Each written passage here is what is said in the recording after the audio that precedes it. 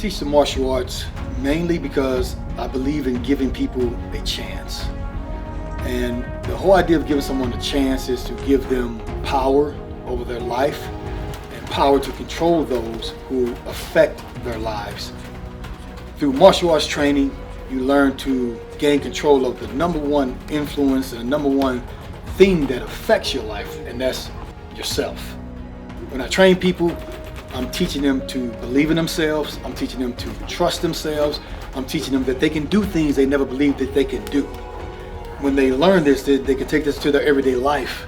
And when it comes to that college test, or they go to become a surgeon, or they join the military, whatever it is, when those moments happen and they feel that this is something I don't know if I can do, their brain will go back to what they learned from me that moment when they learned and trained under me.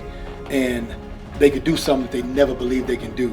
It's amazing to watch people come in who are afraid of their own shadows, afraid of human beings, afraid of themselves, afraid of their own decision making, and to start training them and teaching them, and they start doing things and developing and realizing that they're actually an amazing and a great person, and that they can be a great person.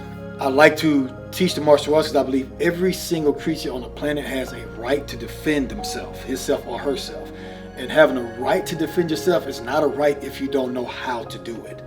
Because we can all scream about our rights and scream this and that, but somebody attack you in the back alley and you can't fight, you can't defend yourself, that right means absolutely nothing. I don't care what you scream to the news or who's screaming it for you.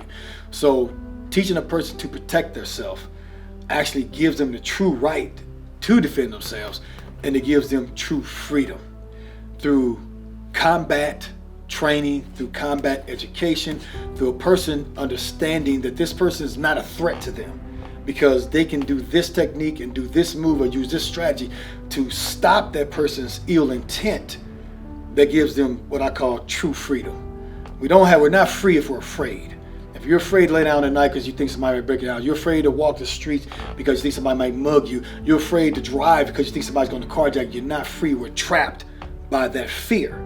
But when we learn to be aware and look out for the things that carjackers do, and we learn not to go down the street because that is the stage that is set for someone to get mugged and attacked. When we learn that this person is making a move and that's an imminent assault, and all you have to do is use this technique to hit this soft area on their body, that no matter how big and muscle bound they are, how crazy mean they are, it is going to hurt and be effective, and you know it's going to work.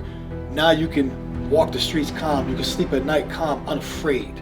And then now you're truly free, which allows that person to be kind to others and not have to be arrogant, not have to be aggressive, not have to be cruel, or not have to, I like what Marilyn Manson says, we're killing others so we don't have to kill ourselves. Feeling like I gotta have to get my gun and go out there and hurt somebody else so they don't hurt me or hurt my family. So when you understand these combative things, that's what brings true freedom. I like passing it on as an American to other Americans and even, visitors of the country. We all have that right to that true freedom, because once we feel and we have it and it's true, we want to give it to others.